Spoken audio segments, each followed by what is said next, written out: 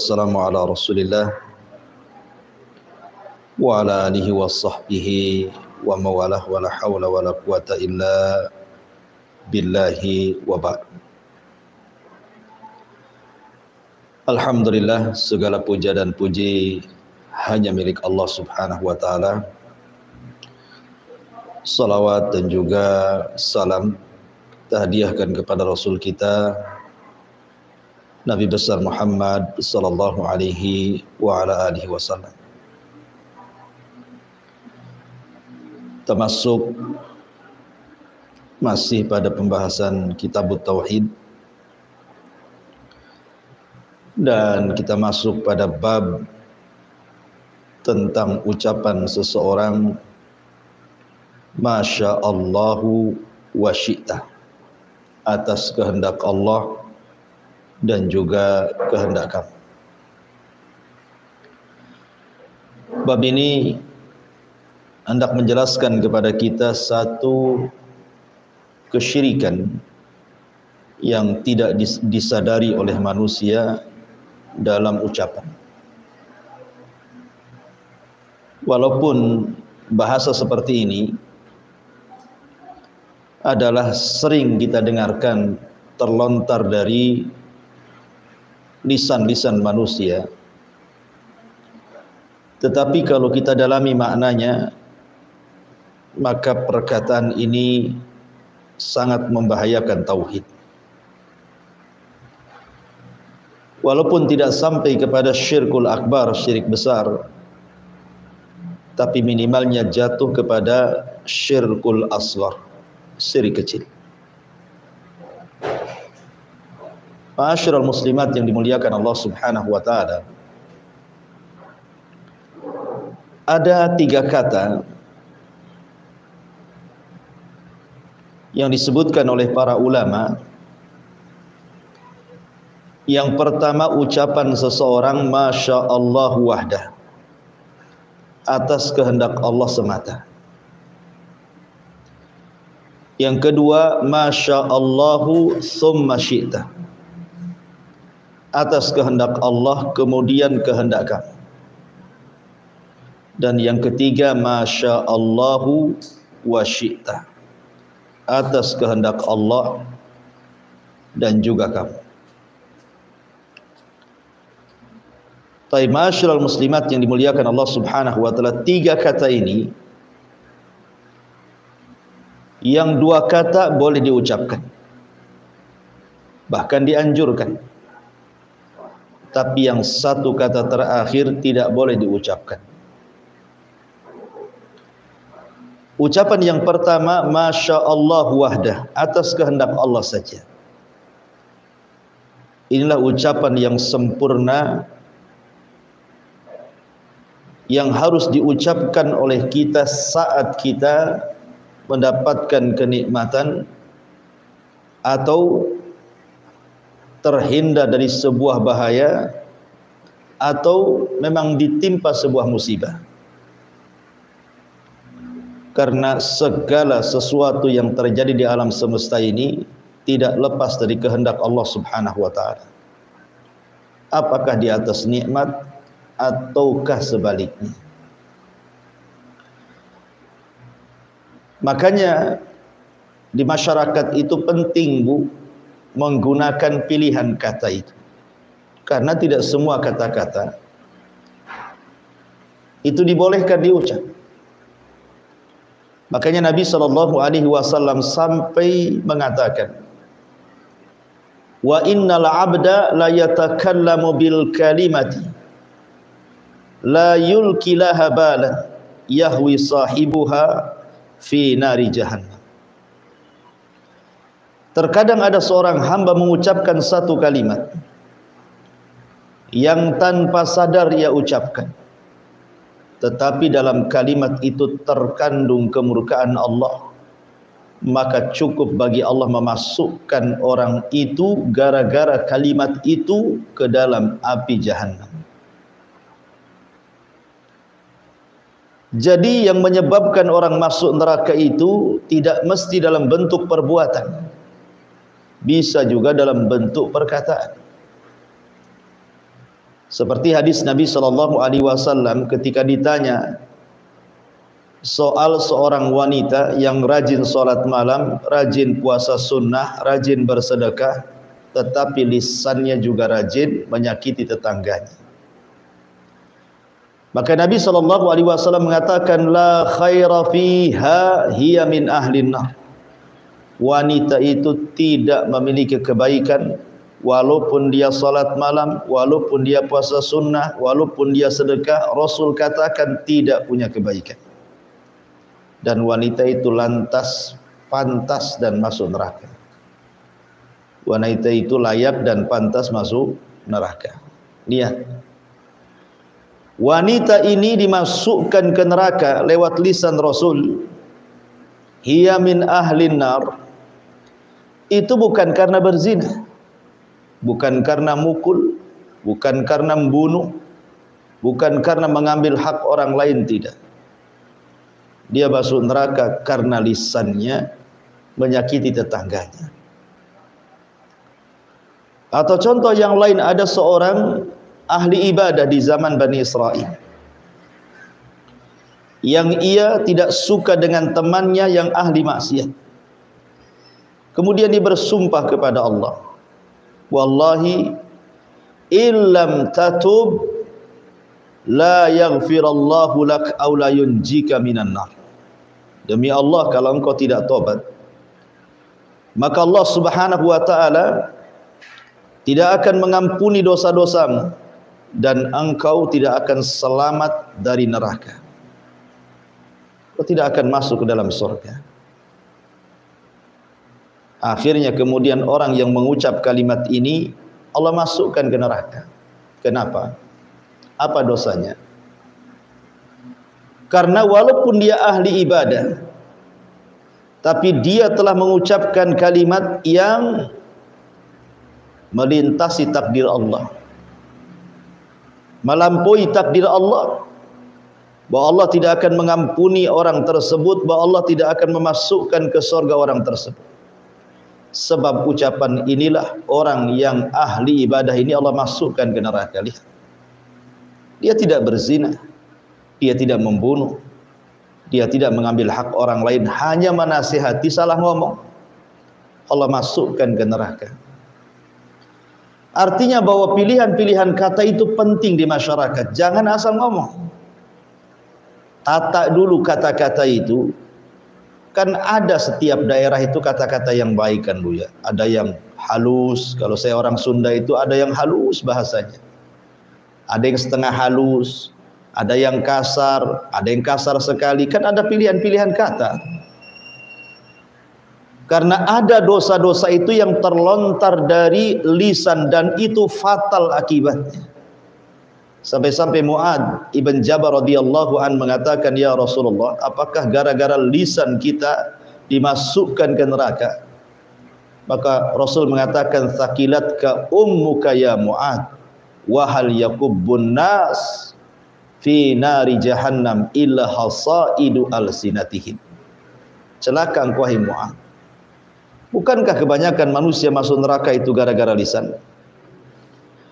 Maka di sini mu'alif rahimahullahu taala hendak menjelaskan tentang dosa lisan. Salah satunya adalah mengucapkan kalimat masyaallahu wa syi'ta, atas kehendak Allah dan kamu. Harusnya dia ucapkan masyaallahu summa syi'ta, atas kehendak Allah kemudian kamu, atau yang lebih afdolnya katakan masyaallah wahda, atas kehendak Allah saja. Imam Ahmad meriwayatkan sebuah hadis, saya lihat bukunya, dari Ibnu Abbas radhiyallahu anhuma, anna rajulan qala lin nabiy sallallahu alaihi wasallam masyaallahu wa syi'ta, faqala aja'altani lillahi niddan bal masyaallah wahda. Ada seorang laki-laki berkata kepada Nabi SAW, atas kehendak Allah dan juga kehendakmu. Maka Rasul katakan, apakah engkau akan menjadikan diriku tandingan dengan Allah? Katakan atas kehendak Allah saja, jangan bawa-bawa aku. Begitulah Nabi SAW menegur sahabat ini, padahal kita yakin para sahabat ini adalah orang yang sangat cinta dengan Rasul. Tidak mungkinlah mereka bermaksud menyekutukan Allah dengan nabinya, sehingga saking cintanya mereka mengatakan ucapan kalimat ini. Tapi Rasul disalahkan. Walaupun mereka sahabat Rasul, walaupun mereka sudah dapat jaminan sorga, tetapi karena kata-kata itu membahayakan tauhid dan akidahnya, Nabi katakan jangan ucapkan kalimat itu, karena sama saja kau menjadikan aku tandingan dengan Allah Subhanahu wa taala. Ma'asyiral muslimat yang dimuliakan Allah Subhanahu wa taala. Bahkan diriwayatkan oleh Imam Ibnu Majah di dalam sunannya dari sahabat Tufail, saudara seibu Ummul Mukminin Aisyah radhiyallahu anha. Jadi suatu ketika Tufail ini bermimpi. Apa kata dia? Ra'aitu ka'anni ataitu ala nafarin minal yahud. Dalam mimpiku, kata Tufail, seolah-olah aku mendatangi sekelompok orang-orang Yahudi. Qultu, aku katakan kepada mereka orang-orang Yahudi dalam mimpiku itu, innakum la antumul qaum laula annakum taquluna Uzair ibnullah. Aku katakan kepada mereka, kata Tufail, sungguh kalian adalah umat yang paling baik kalau kalian tidak mengatakan Uzair itu putra Allah. Tiba-tiba orang Yahudi ini membantah kepada Tufail dalam mimpinya dan mengatakan, wa innakum la antumul qaum laula annakum taquluna ma syaa Allah wa syaa Muhammad. Begitu juga kalian, wahai Tufail dan umat Islam, kalian tentu akan menjadi umat terbaik kalaulah seandainya kalian tidak mengatakan atas kehendak Allah dan Muhammad. Kemudian Tufail pun pergi. Tiba-tiba dalam mimpinya berjumpa pula dengan orang Nasrani. Kata Tufail, innakum la antumul qaum laula annakum taquluna al-masih ibnullah. Sungguh kalian kaum terbaik kalau seandainya kalian tidak mengatakan Al-Masih Isa ibnu Maryam itu putra Allah. Maka orang Nasrani juga ngomong dan membantah, wa innakum la antumul qaum laula annakum taquluna ma syaa Allah wa syaa Muhammad. Tentu kalian juga, wahai Tufail dan umat Islam, kalian umat terbaik kalau kalian tidak mengucapkan kalimat atas kehendak Allah dan Muhammad. Ketika Tufail terbangun, maka dia datang kepada Nabi SAW menceritakan ini mimpinya berjumpa dengan orang Yahudi dan orang Nasrani.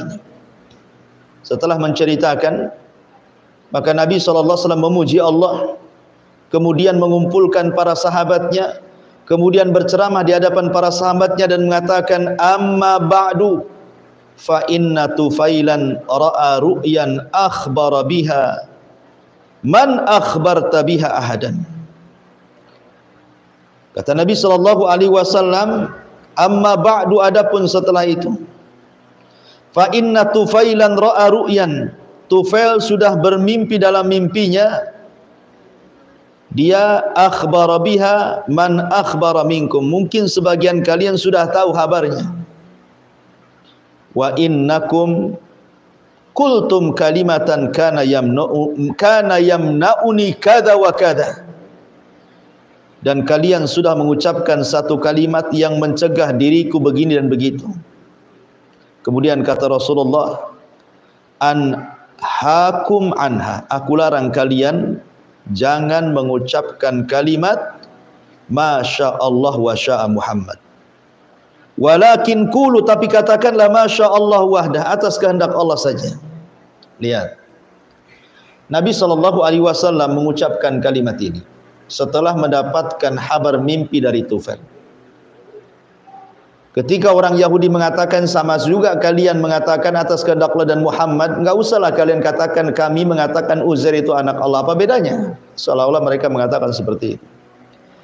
Tetapi yang namanya kebenaran tetaplah kebenaran, kalaupun lisan keluar dari lisan orang Yahudi sekalipun. Sama seperti ucapan iblis atau syaitan yang ngomong dengan Abu Hurairah saat menjaga zakat. Kalau engkau ingin selamat dari gangguan setan, wahai Abu Hurairah, bacalah ayat kursi. Padahal yang ngajari setan kan. Tetapi Rasul membenarkan dan mengatakan, sadaqaka wa huwa kadzub. Setan itu dusta kepadamu, walaupun dia sesungguhnya setan itu telah benar menghabarkan kepadamu dalam hal ini, walaupun sungguhnya dia seorang pendusta. Maka di sini juga sama. Rasul mengambil ucapan orang Yahudi dalam mimpinya Tufail saat Yahudi mengatakan, sungguh kalian umat yang baik kalaulah kalian tidak mengatakan atas kehendak Allah dan Muhammad. Maka Rasul mengganti kalimat itu, jangan lagi kalian mengucapkan kalimat itu, tapi katakanlah atas kehendak Allah saja. Kalaupun harus ditambah, maka jangan menggunakan kalimat dan, tapi gunakan kalimat kemudian. Atas kehendak Allah kemudian. Begitulah yang benar. Karena kalimat dan ini sama dengan menyerupakan Allah dengan makhluknya. Ma'asyiral muslimat yang dimuliakan Allah Azza wa Jalla, dari sini penting kita ini untuk menambatkan kehendak-kehendak kita ini kepada kehendak Allah Subhanahu wa taala. Karena gini Bu ya. Ini sebuah faedah saja. Sesuatu yang terjadi di alam semesta ini, sesuatu yang terjadi di alam semesta ini tidak mungkin tidak kecuali karena Allah yang berkehendak. Dan kehendak Allah Subhanahu wa taala tidak mungkin terhalang oleh kehendak siapapun.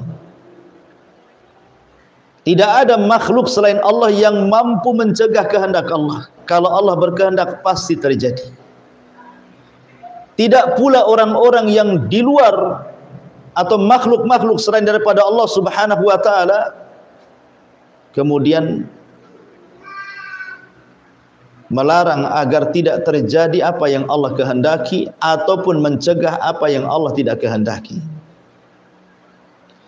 Karena semua yang terjadi di alam semesta ini atas kehendak Allah. Kalau Allah mau terjadi, kalau Allah tidak mau tidak akan terjadi.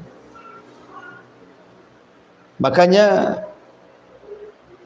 ketika kita membahas soal takdir, salah satu rukun takdir adalah beriman dengan masyiatullah, bahwa atas segala sesuatu itu kembali kepada kehendak Allah Subhanahu wa taala. Termasuk kita manusia. Allah mengatakan, wa ma tasyauna illa ayyasha'allahu rabbul alamin. Dan kamu tidak dapat menghendaki kecuali apabila kehendak itu memang Allah sudah kehendaki. Kenapa demikian? Karena seluruh kehendak-kehendak manusia itu adalah tabi mengikut kepada kehendak Allah. Dan kehendak manusia itu hanya sebagai sebab untuk mewujudkan kehendak Allah. Seperti umpamanya seseorang ingin punya keturunan, kemudian dia menikah. Setelah menikah tidak juga diberikan keturunan. Ya, karena ada orang yang tidak dikehendaki oleh Allah mendapatkan keturunan walaupun sudah mencari sebab. Tapi ada juga yang tidak menikah, dia berzina, naudzubillah. Hamil pula dia. Itulah kehendak Allah. Padahal orang yang berzina itu kebanyakan tidak berkehendak punya anak. Dan orang yang menikah itu kebanyakan berkehendak punya anak kan, Bu? Ya. Tetapi apa yang manusia kehendaki, terhendak itu kembali kepada kehendak Allah. Makanya Allah mengatakan dalam Al-Quran, "Lau syaa rabbuk la ja'alan nas ummatan wahidatan wa la yazaluna mukhtalifin." Kalau Allah berkehendak, Allah jadikan umat ini yang satu. Tidak mungkin ada perselisihan satu dengan yang lainnya. Tidak mungkin ada agama-agama, ada madhab-madhab. Kalau Allah mau.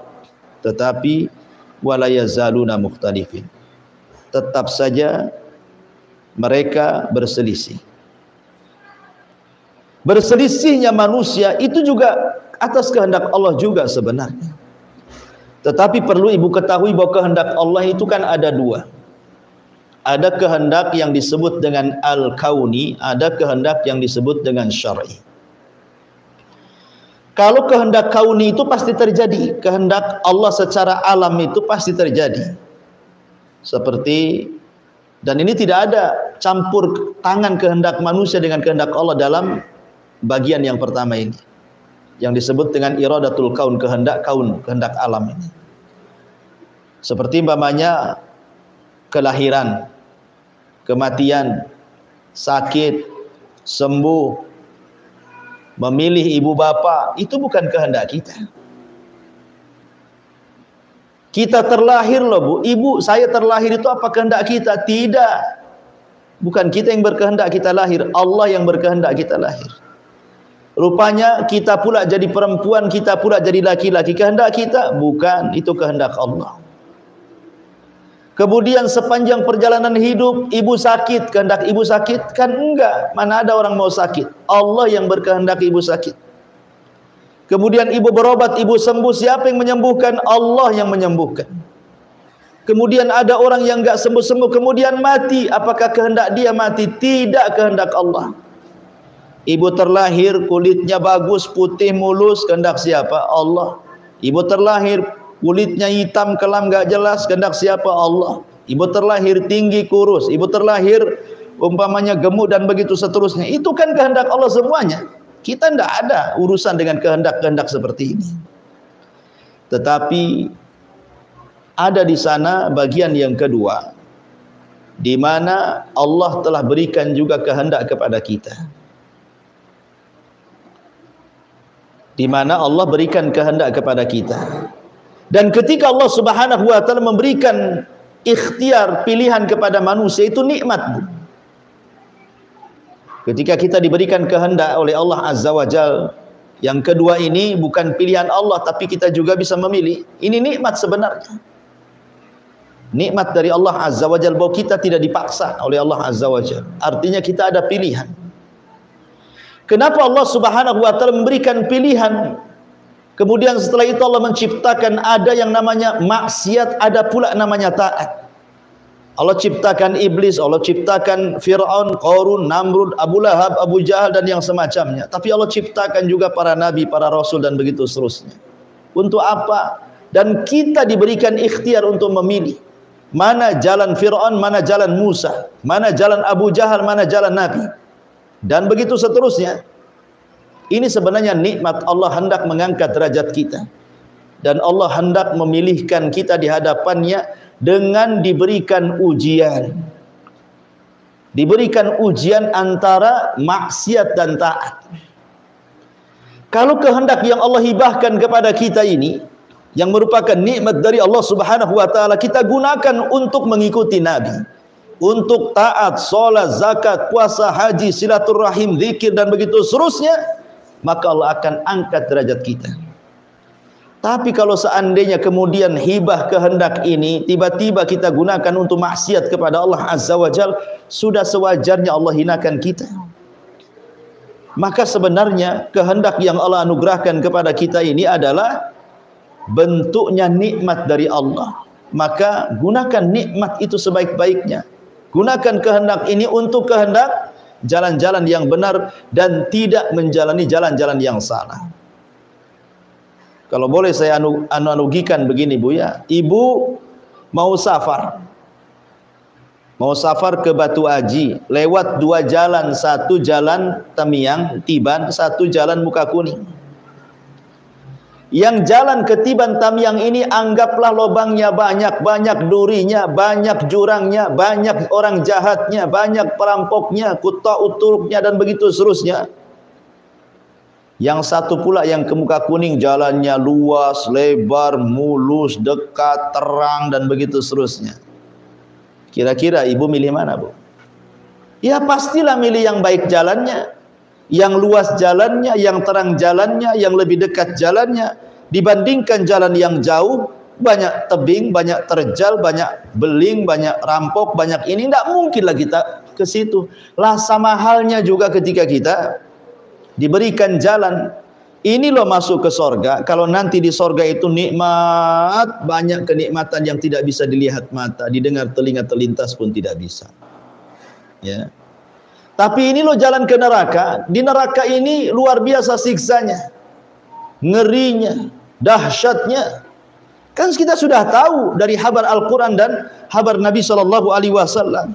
Makanya Allah Subhanahu wa taala mengatakan, "Qulil haq mir rabbikum faman syaa'a falyu'min wa man syaa'a falyakfur." Kebenaran itu katakanlah dari Rabb kalian. Siapa yang berkehendak silakan beriman, siapa yang berkehendak silakan kufur. Jadi iman dan kufur itu adalah kehendak kita. Kehendak kita. Karena begini Bu ya, salah paham ya, biar saya luruskan.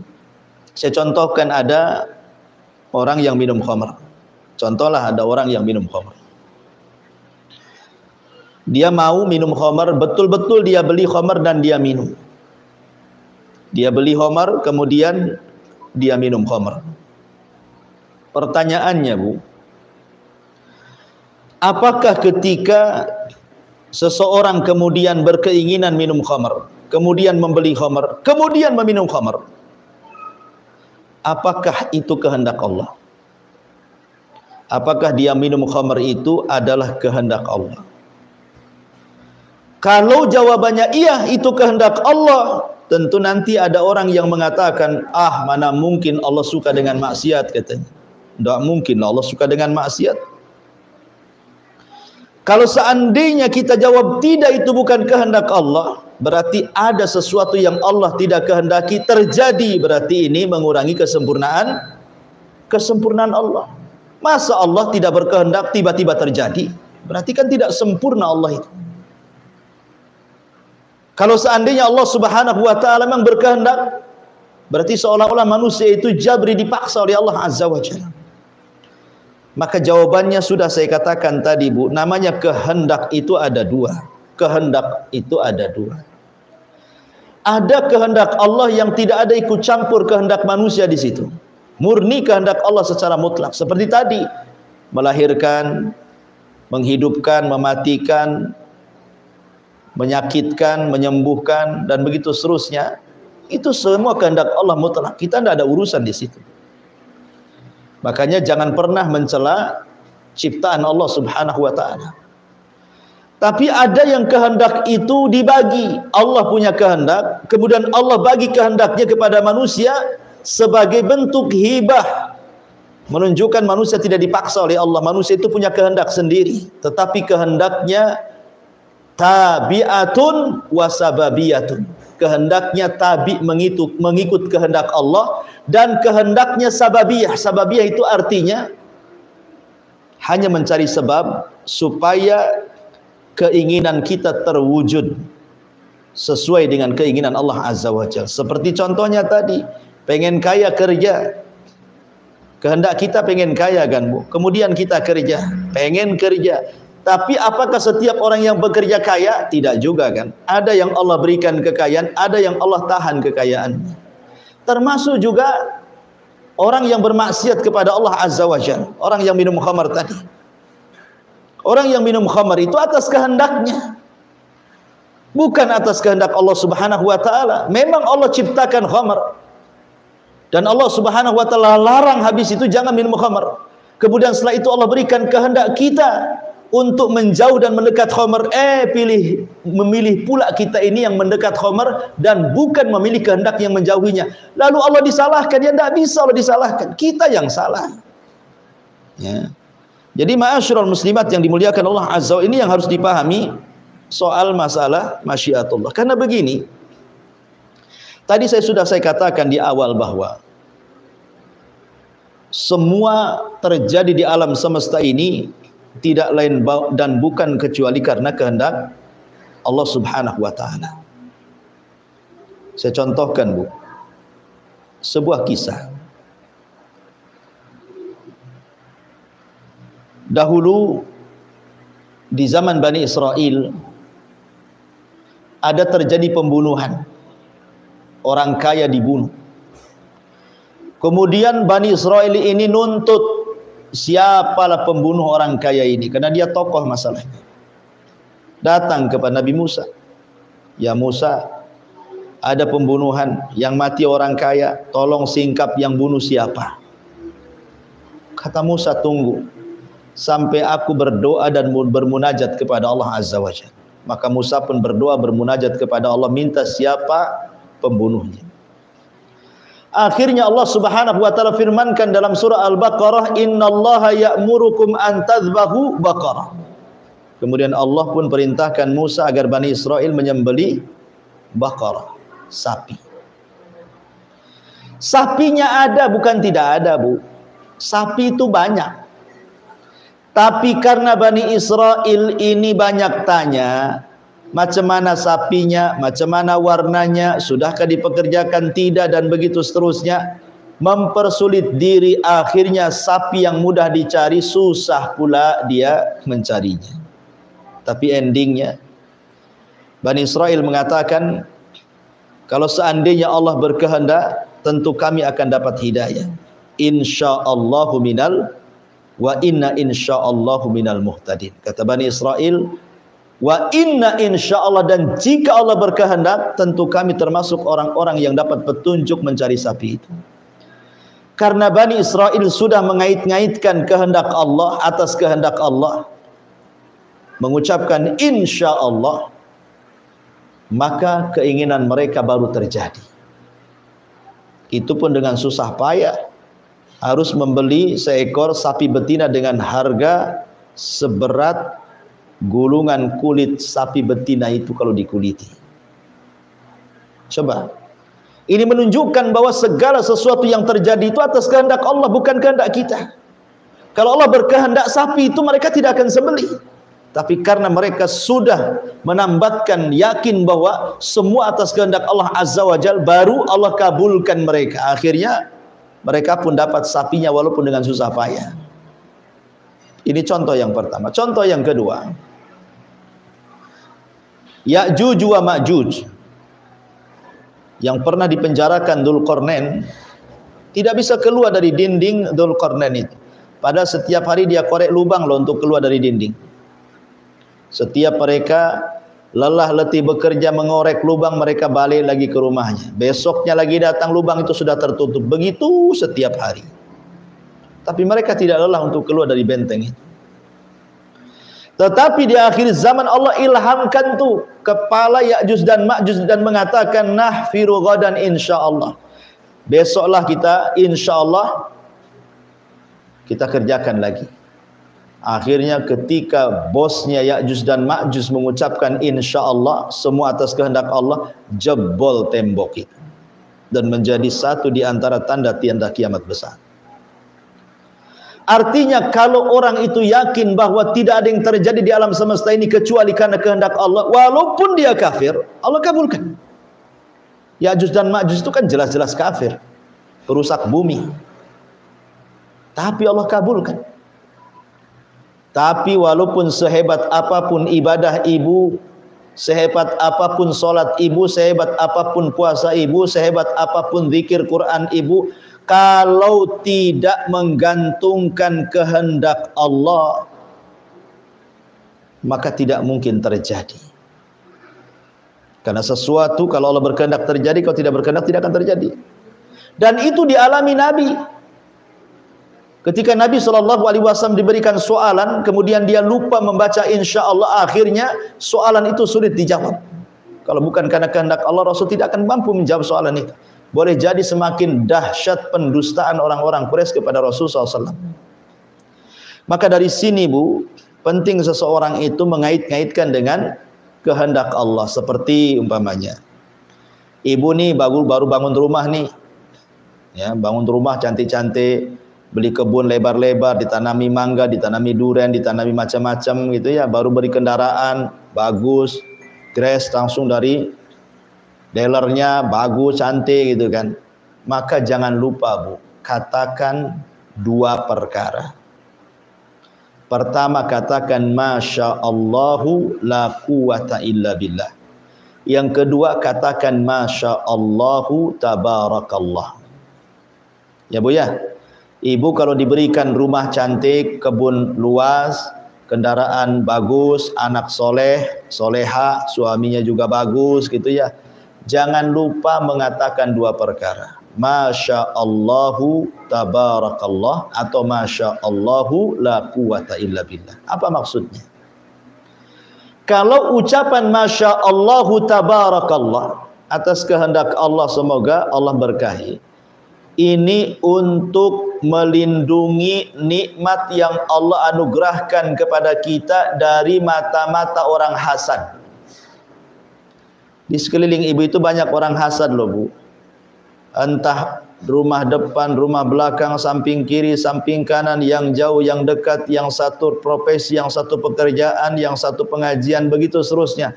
Namanya mata-mata hasad itu ada Bu, tidak mungkin tidak ada. Lah supaya kekayaan dan kenikmatan yang Allah anugerahkan kepada kita tidak dimakan oleh mata-mata hasad yang bisa menghancurkan nikmat, maka rajin-rajinlah ibu membaca Masya Allahu tabarakallah. Lihat rumah yang cantik, Masya Allah tabarakallah. Lihat mobil yang bagus, Masya Allah tabarakallah. Lihat anak yang soleh dan soleha, Masya Allah tabarakallah. Lihat suami yang taat kepada Allah, bertanggung jawab, katakan Masya Allah tabarakallah. Ibu punya kebun isinya pohon mangga, pohon durian, macam-macam pohon di situ. Maka setiap ibu masuk, ibu katakan Masya Allah tabarakallah, supaya tidak dihasadi itu pohon-pohonnya, nanti tak berbuah pula. Adapun ucapan Masya Allah la quwata illa billah, Masya Allah la quwata illa billah, ini supaya kita tidak sombong, merasa mentang-mentang baru punya rumah, baru punya mobil, baru beli tanah, baru punya uang sekian M, udah sombong gitu kan. Karena kesombongan itu juga bisa menghilangkan nikmat. Makanya kalau kita punya barang-barang yang indah, yang bagus, yang cantik, katakan Masya Allah la quwata illa billah, supaya tidak hilang barangnya, rumahnya, motornya tidak rusak, mobilnya tidak rusak, anaknya tidak sakit, kebunnya berbuah terus, dan begitu seterusnya. Jadi kalau Masya Allah tabarakallah untuk menghalangi mata-mata hasad, kalau Masya Allah la quwata illa billah untuk supaya kita tidak sombong, supaya harta kita tetap. Jangan gara-gara harta kita melampaui batas. Inilah di sini faedah daripada bab ini, Masya Allahu wa syi'ta. Taib. Sebelum saya tutup, silakan, mungkin ibu ada yang bertanya, tafadhali.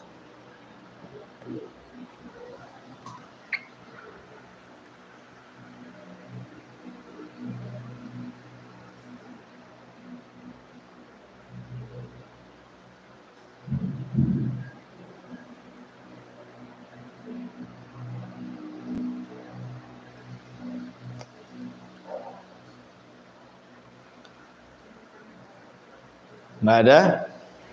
Nggak ada, alhamdulillah. Oh ada, silakan.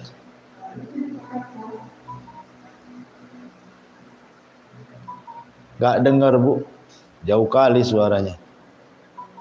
Mungkin karena soundnya di dalam jadinya nggak dengar.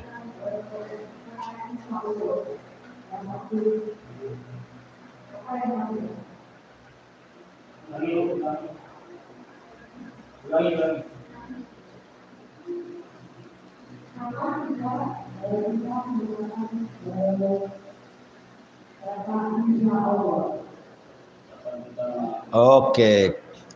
Kapan seseorang mengucapkan insya Allah gitu ya? Iya. Kalimat insya Allah adalah kalimat penting karena sekali lagi Allah katakan wa ma tasyauna illa an yasha Allah rabbul alamin.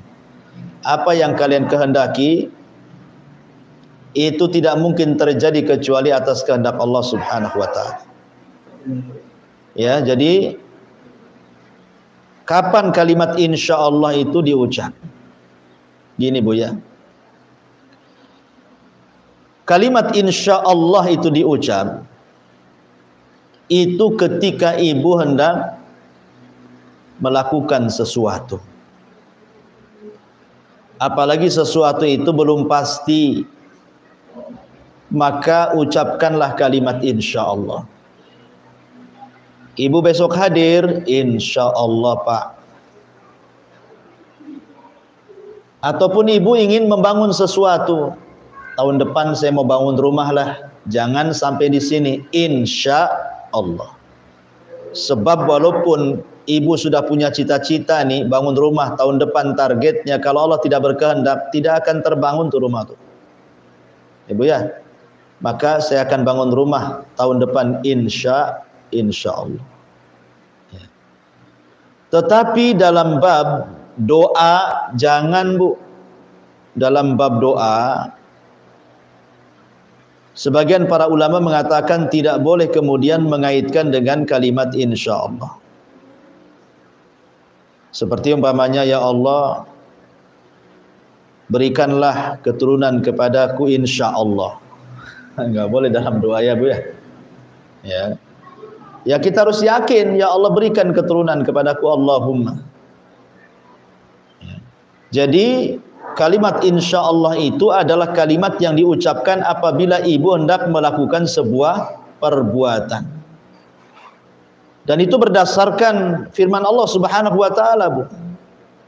Ketika Allah Subhanahu wa taala menegur nabinya, maksudnya Nabi sallallahu alaihi wasallam gara-gara tidak mengucapkan insyaallah, maka Allah katakan la taqulanna li syai'in inni fa'ilun dzalika ghadan illa an yasha Allah. Dan janganlah sekali-kali kamu mengatakan tentang sesuatu sungguh aku akan mengerjakan besok, kecuali katakanlah insyaallah. Rasul aja ditegur. Ya, karena bagaimanapun semua atas kehendak Allah. Kemuliaan atas kehendak Allah. Kehinaan atas kehendak Allah. Pertolongan atas kehendak Allah. Kekalahan atas kehendak Allah. Dan begitu seterusnya. Kaya atas kehendak Allah, miskin atas kehendak Allah, diberikan keturunan atas kehendak Allah, tidak diberikan keturunan pun atas kehendak Allah. Jadi kaya atas kehendak Allah, miskin pun karena kehendak Allah.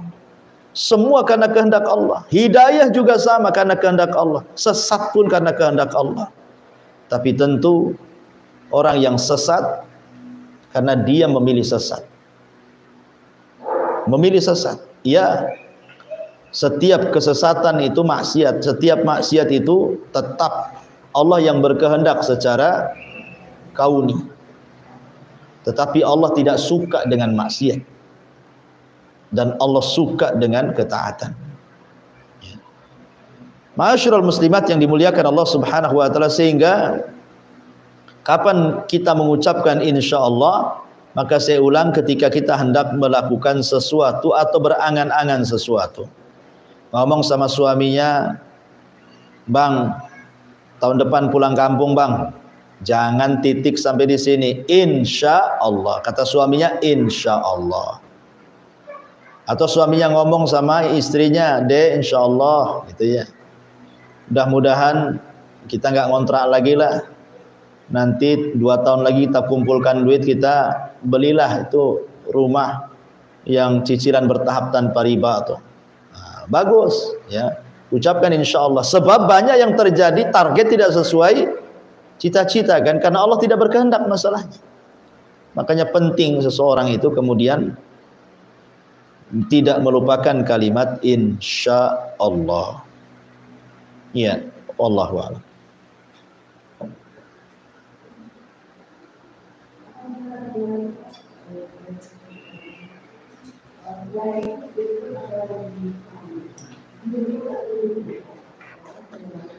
Apa ya? Nggak dengar saya, Bu. Aduh.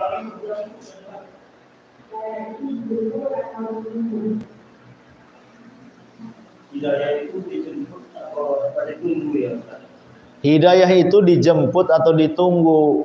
Kalau ditunggu nggak datang-datang, Bu. Hidayah itu dijemput. Ya, hidayah itu dicari. Kalau Allah mau, Allah buat satu dunia ini masuk Islam, tapi Allah kan dengan kehendaknya tidak demikian, untuk menguji. Maka hidayah itu dicari. Ya, dicari. Makanya man yuridillahu khairan yufaqihu fiddin. Orang yang Allah kehendaki baik pasti Allah cerdaskan. Man yuridillahu khairan assalahu. Barang siapa yang Allah kehendaki dia baik, pasti Allah akan senangkan hidupnya. Sahabat bertanya, apa yang dimaksud as-sarahu ya Rasulullah? Maka Rasul mengatakan yuwaffiqillahu ila amalin soleh. Allah berikan taufik untuk banyak-banyak beramal soleh sehingga ditutup dengan itu. Jadi hidayah itu bukan datang sendiri, ya dijemputlah hidayah itu. Maka orang yang jalan untuk bertalabul ilmi, mencari ilmu, insya Allah dia dapat hidayah karena dia ingin mencari kebaikan. Dan orang yang mencari kebaikan pasti Allah akan baikkan kehidupannya. Maka hidayah itu sekali lagi dijemput, dan yang sudah dapat hidayah dipertahankan. Karena godaan orang dapat hidayah itu bisa saja disesatkan oleh setan. Ya, wallahu a'lam. Iya boleh, sila.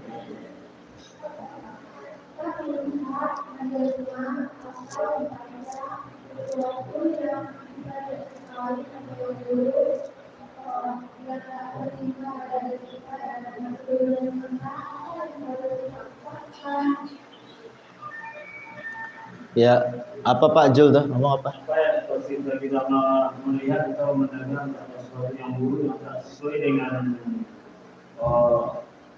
bagus gitu, apa yang harus kita ucapkan? Oh iya, kalau seandainya kita melihat sebuah keburukan, orang celaka gitu kan, umpamanya ada orang celaka di jalan gitu, ya ibu katakan inna lillah wa inna ilaihi rajiun, dan ucapkan alhamdulillah, bukan alhamdulillahnya kepada orang yang celaka. Ucapkan alhamdulillah itu aku tidak seperti dia, gitu Bu ya. Jadi ucapan alhamdulillah itu maksudnya bukan mendoakan orang celaka ya. Kalau dengar ibu bisa diomeli lah. Aku jatuh kok kamu bilang alhamdulillah. Bukan, maksudnya mengucapkan alhamdulillah itu bukan karena kita melihat orang itu jatuh, tidak, maksudnya ibu memuji Allah karena kita yang bukan jatuh. Ya, karena yang jatuh orang lain artikan kita tidak jatuh, kita dapat nikmat. Nikmat tidak jatuh, alhamdulillah, bukan saya yang jatuh, dia yang jatuh. Ya, jadi ucapkan innalillah wa inna ilaihi rajiun. Kemudian kita katakan alhamdulillah, saya tidak jatuh, bukan saya yang jatuh gitu ya. Ucapkan alhamdulillah. Ya. Ataupun kalau yang dilihatnya sangat menakutkan seperti setan, ya kita kata auzubillah. Auzubillahi minasyaitonir rajim. Ya. Berlindung kepada Allah Subhanahu wa taala. Jadi itu juga bahasa-bahasa, jangan sampai seperti di masyarakat ada orang latah Bu ya. Kaget sedikit ngomong macam-macam, kan ada tuh Bu. Entah apa-apa kaget sedikit binatang yang keluar, kata-kata jorok yang keluar. Coba kalau latahnya itu umpamanya innalillahi wa inna ilaihi rajiun, alhamdulillah, Allahu akbar, kan bagus latahnya. Ini orang latah apa-apa yang keluar dari mulutnya. Nanti kalau dia pikun itu pula yang diucapkan masalahnya. Ya. Jadi ya ucapkan seperti itu, wallahu a'lam. Ya, saya kira cukup. Subhanakallahumma bihamdika asyhadu an la ilaha illa anta astaghfiruka wa atubu ilaik. Allahu ta'ala. Assalamualaikum warahmatullahi wabarakatuh.